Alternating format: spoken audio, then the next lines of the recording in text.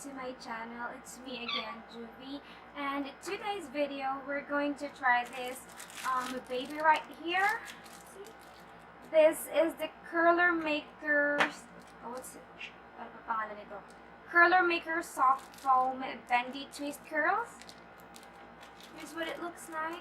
This is 10 pieces of foam curls like this, yung maliit lang, yung manipis. And got this from Omenez Beauty.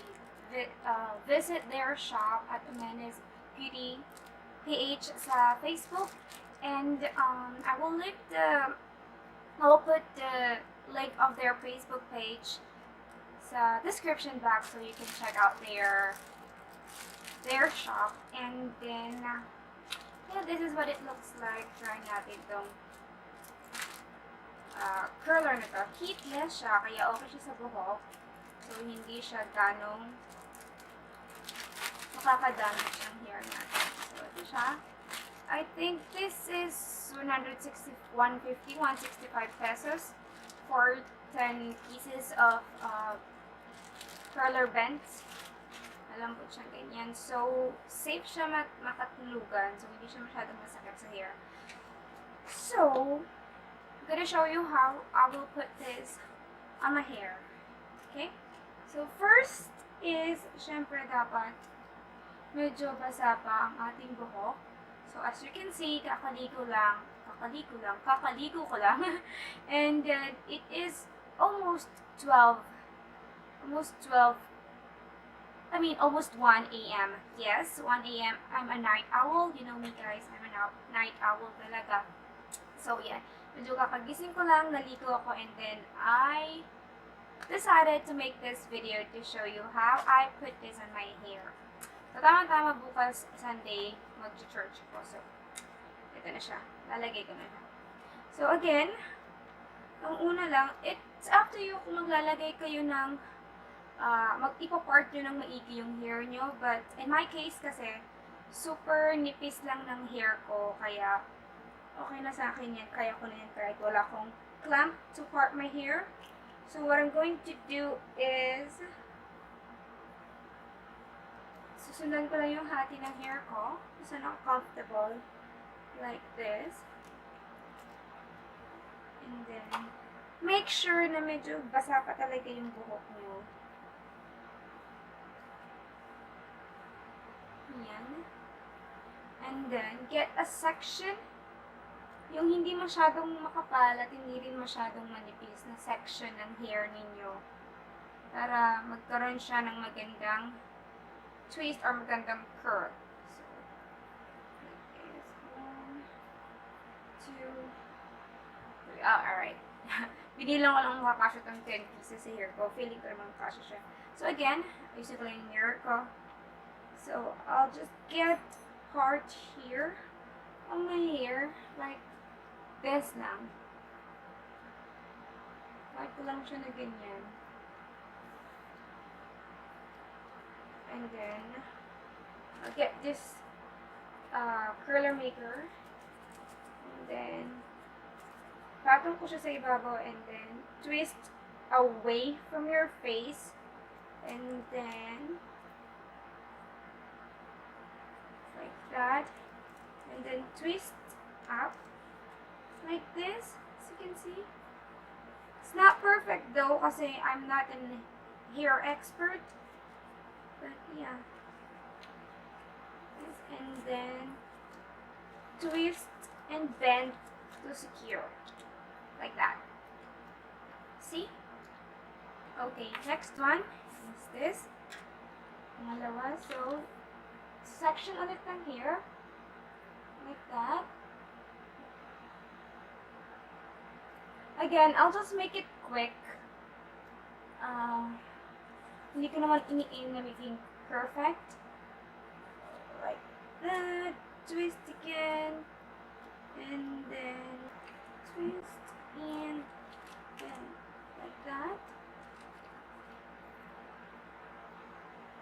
And here. So good. Medyo it's a bit hard lang on my part kasi as you can see, short hair ako. Kaya, medyo nahihirapan ako. But it's okay, I'm still trying. Like that. See? Like this. And then. And, so, sa kabilang part naman tayo. So, this part. Super nipis and short hair kasi ako, kaya medyo mahirap i-curling hair ko using this kasi hindi siya masyadong ma-roll. Pero again, I'm still trying my best. Like so. And I am hoping for the best na magkaroon ng magandang result ang curl na to. Like that. See? I hope you can see. Just natin. And then this part naman.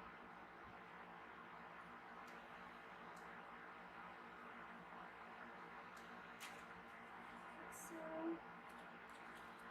it's super easy lang sa pag-roll. Yun nga lang, ang hindrance ko is super short hair ako. Kaya, hindi siya masyadong naro-roll. Kaya medyo nahihirapan ako. But it's okay. Kinakaya naman. That. And then, we're almost done. Let's go mga dalawang section na lang po.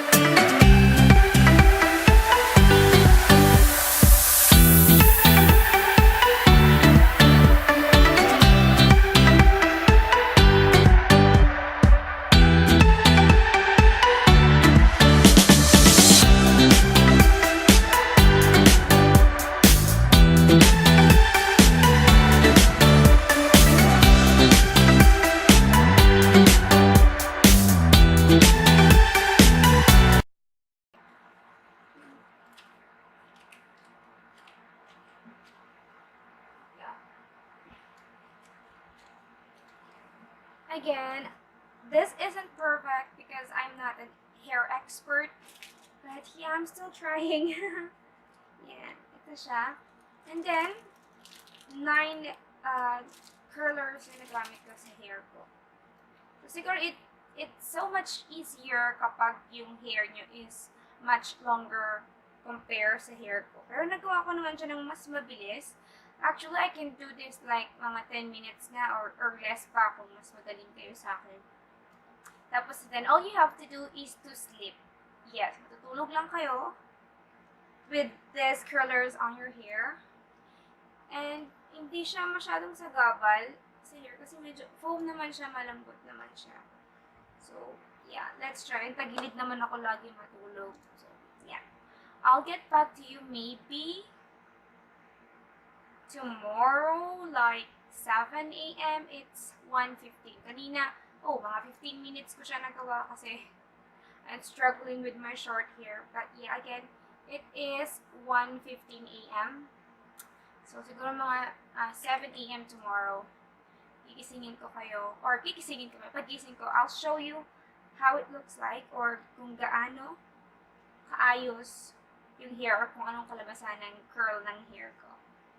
So, yeah, matutulog na ako. Good night, guys. See you tomorrow. Bye.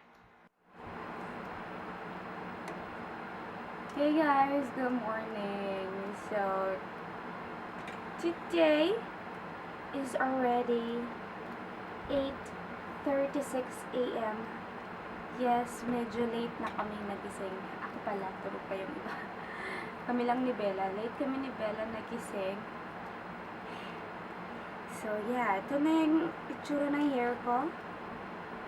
So, as you can see dito, medyo tanggal na. Kasi, short hair nga ako. So, yeah. Ito, natanggal na siya dito. Siyempre, nakatulog din. Pero, this part is still okay. So, I'm gonna go ahead and eat my breakfast first. And then, mag-wash up ako. Then I'll get back to you para tanggalin itong curlers na ito. Okay? Just gonna go ahead and eat my breakfast. See you later. Hey guys, I'm back and it is now already 9:51 a.m. So, as you can see, bagong wash up na ako and naka-eat na rin ng breakfast. So, it's time to remove these curlers. And medyo tanggal-tanggal na siya, but it's okay. Nanayin natin yung dito. See? Oh, it's a good curl. See?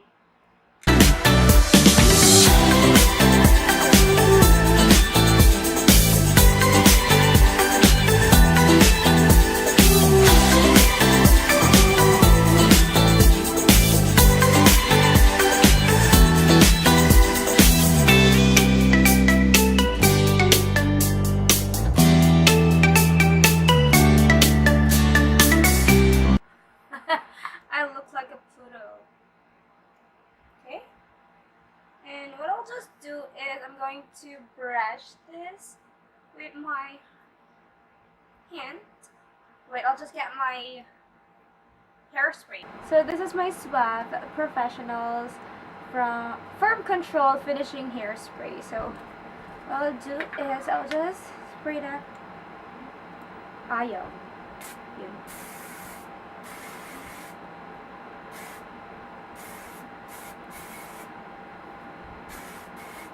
See? And I'll just use my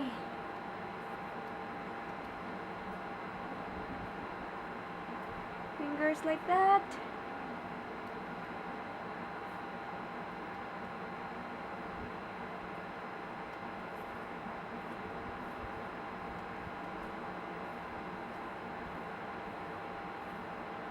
Or I'll just get a narrow, not a narrow, a white comb. Wait. This is my white tooth comb, so I'm just going to brush everything up.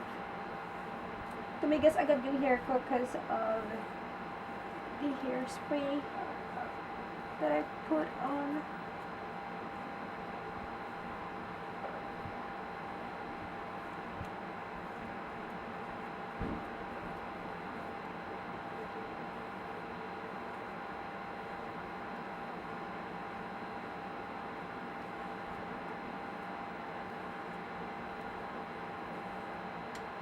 See this curl? See this curl?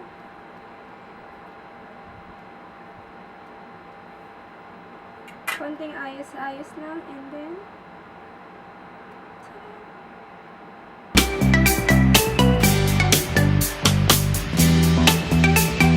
and there you have it. This is what my hair looks like right now. And so far so good. Siguro mas maganda siya with long hair. Pero, yeah, like what I've said, okay naman siya sa akin. Nagustuhan ko siya. And, first, it's so much easier than using a curling iron. And then, second, it's less harm on your hair kasi hindi nyo na siya ihihit. Like, kung meron kayong hair na katulad ko, sobrang nipis, sobrang onti lang ng hair. So, it's so much easier and so much safe for you. So, yeah, I love it. I hope you like this video. And if you do, please give this video a thumbs up. Leave any comment down below and please subscribe to my channel for more videos from me. See you in the next one. Bye bye.